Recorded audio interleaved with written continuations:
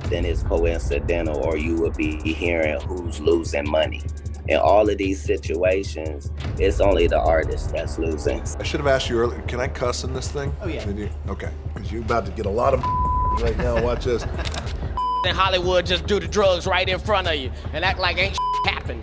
Katt Williams, one of the funniest men in Hollywood, because of some of his stances and opinions on the industry itself and how things operate. In all of these situations, it's only the artist that's losing. Somebody makes big money. It's a separate party in the little rooms. I ain't been famous that goddamn long. I'm excited to be at the mansion party. He has a thorough understanding of how this industry operates. For a long time, Hollywood has been accused of unnatural actions like cannibalism, and now it appears there's a rumor that Katt Williams is accusing The Rock of attending cannibalistic parties. Shocking, right? But here's this man who claims to be an insider talking about attending a cannibalistic party held by the elites. The grand finale was they had this woman and they cut out a chunk of her buttocks. Oh my god. And they sautéed it and they were eating her. He also hinted that the party attendees were famous elite people, though he was afraid of mentioning them and looked quite flabbergasted when he was asked whether The Rock was in attendance. Can you answer one question? Was Kevin Spacey there? I can't tell you who's there, bro. Was The Rock there? I can't tell you who's there, bro. I can't, but like famous people. So back to Katt Williams, you know that if there's anyone who would know even more, it's a celebrity like him. I mean, he must have seen it all, right? The popular comedian came out to claim that he saw the most evil things in one of these parties. I'm excited to be at the mansion party. You be looking in all the goddamn rooms and you around and look in the wrong room and But Katt Williams and the man that spoke appear not to be the only ones who have experienced these supposedly weird actions. Others have talked about being afraid of these parties because of what they were asked to do to join them. They wanted me to prick my blood to get into the party. What? Yeah. What was their reasoning to prick your blood? I don't know, but I left. I felt like that was some demonic stuff. So what really goes on in these alleged weird cannibalistic elite parties, and why do people seem to be afraid of them? Let's get into it. So recently, an interview segment has been going viral online featuring a professional clown named Richie the Barber, alleging to have attended an elite party in Los Angeles where Hollywood A-listers participated in cannibalism and voyeurism. During the episode of his podcast touching on Satanism in Hollywood, Richie told camera operator and podcaster Christopher Shaby about the creepy and scary party where he was hired to perform. He claimed the party was filled with very famous people, all doing some creepy things while others looked on. Richie claimed he didn't want to disclose too much information, and so far most people calling out these elites have been giving the same response of not being willing or being afraid to disclose all that they saw. Regardless, Richie said the grand finale of the elitist party featured a woman who had a chunk of her behind cut off and sautéed for participants to eat. The grand finale was they had this woman and they cut out a chunk of her buttocks. Oh my god. And they sautéed it and they were eating her. He claimed the woman was moaning and doing intimate things to herself while also allowing the onlookers to do the same. Obviously, his story roused curiosity on who might have been in this kind of party. But when Shaby tried to get Richie to out some of the attendees, he said, "I can't, but like famous people, bro." Can you answer one question? Was Kevin Spacey there?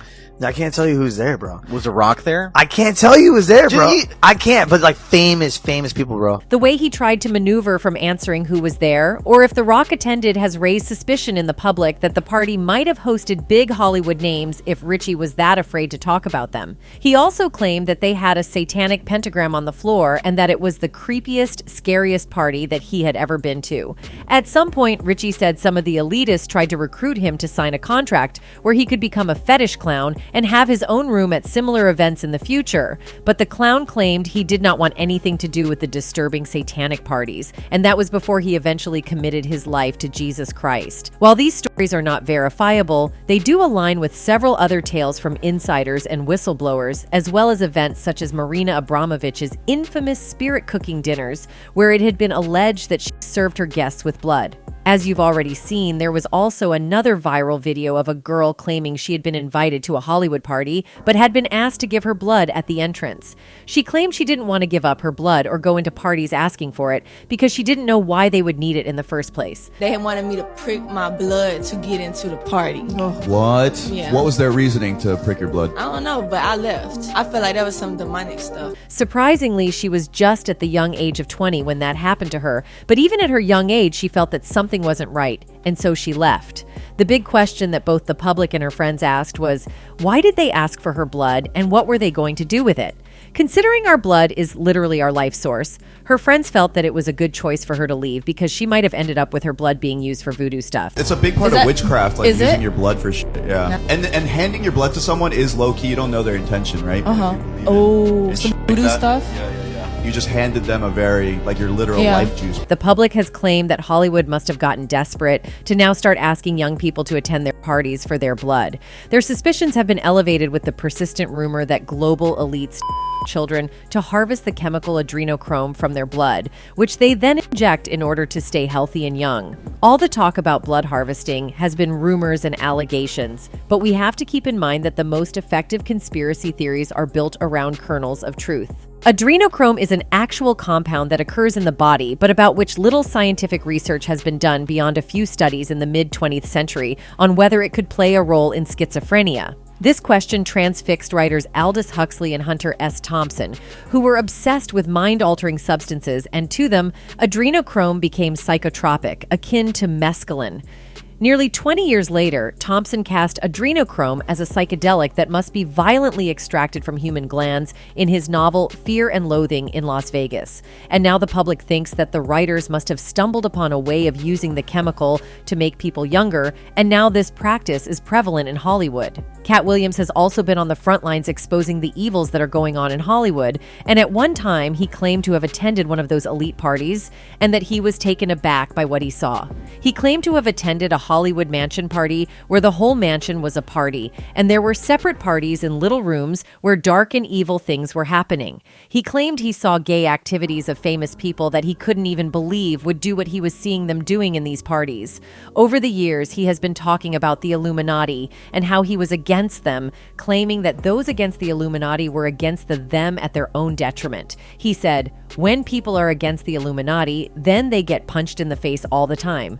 The press hates them, and nobody likes them. Dave Chappelle has never been a part of the Illuminati. They don't want him or me or people like us. But now it's not necessarily for us to stir up that hornet's nest unless we intend to get stung a million times." From his explanation, the public concluded that when one was against these evil elites, they would end up hurt, or even worse, they would lose their lives.